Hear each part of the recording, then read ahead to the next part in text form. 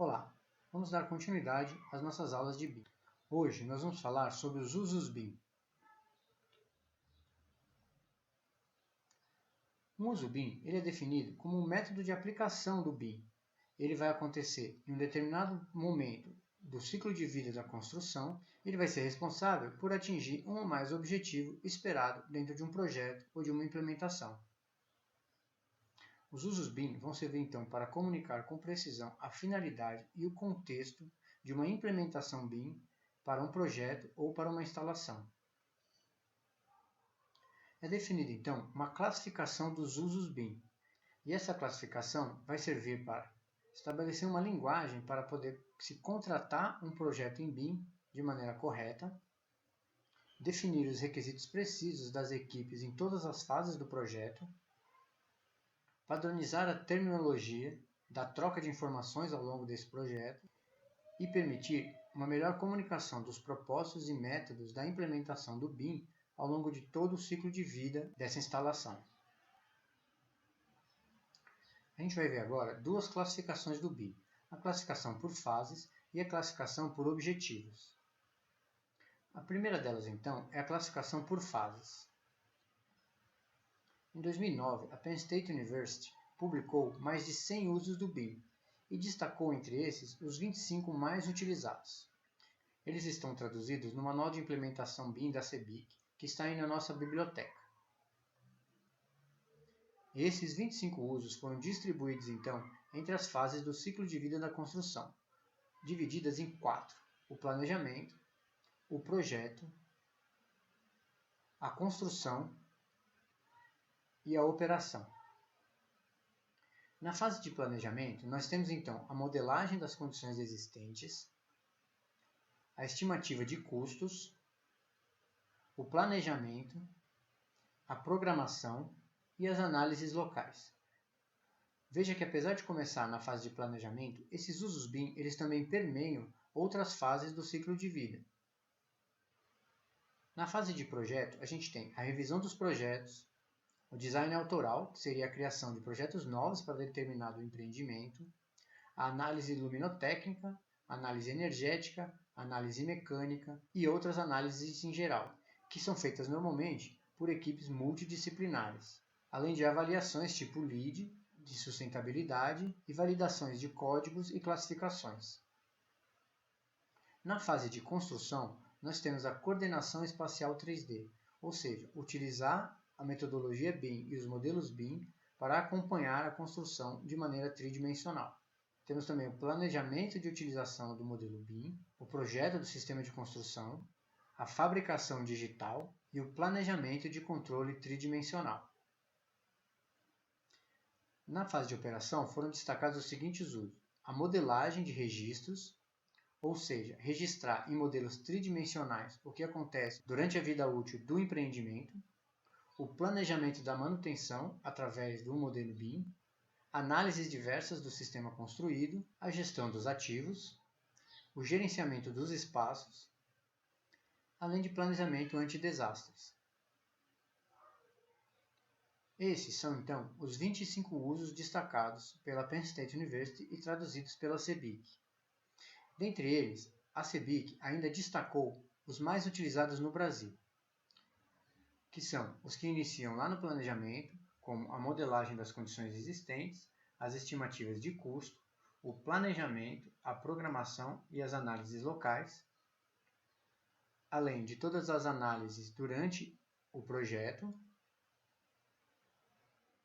as coordenações dos modelos 3D, o planejamento da utilização do edifício e o planejamento e controle da obra em 3 dimensões.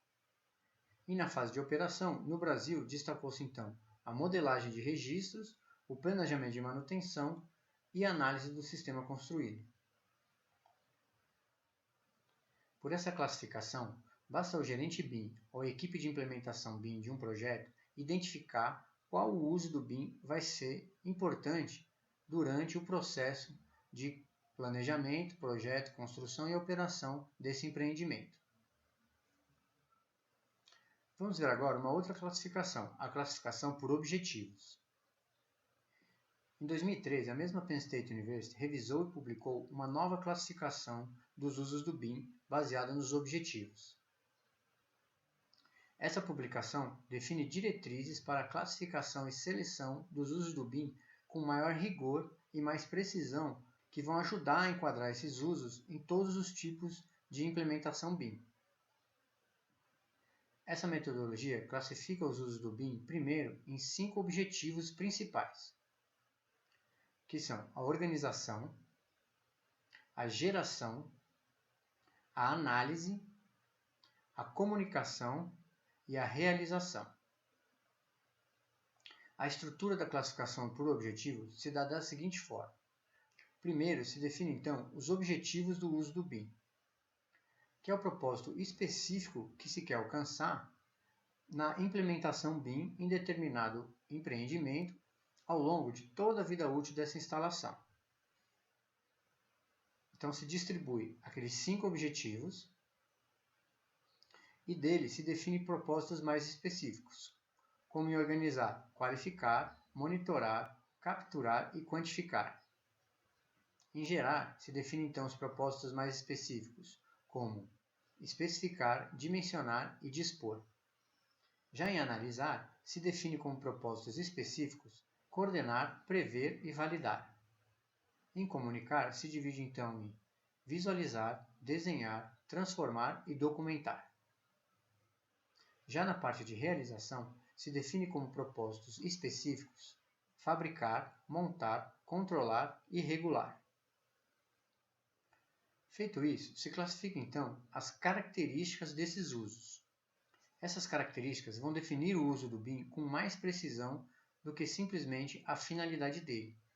Então, vão ser considerados os elementos que o BIM está sendo aplicado, as fases em que o BIM está sendo aplicado, a disciplina em que o BIM está sendo aplicado e o nível de desenvolvimento que o BIM vai chegar.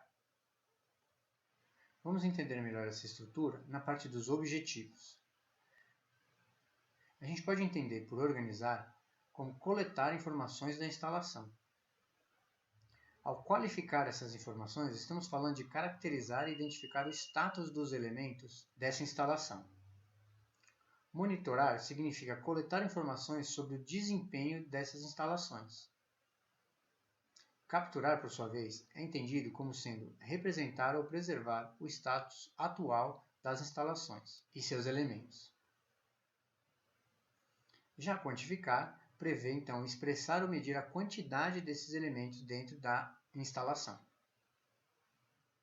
Se o objetivo for gerar, a gente entende, então, como criar informações sobre as instalações, podendo ser especificar, ou seja, determinar necessidades e selecionar programa de elementos específicos para a instalação, dimensionar essa instalação, definindo a escala e a magnitude dos elementos, e dispor essas informações, ou seja, localizar e posicionar essas informações e esses elementos de acordo com a necessidade do projeto.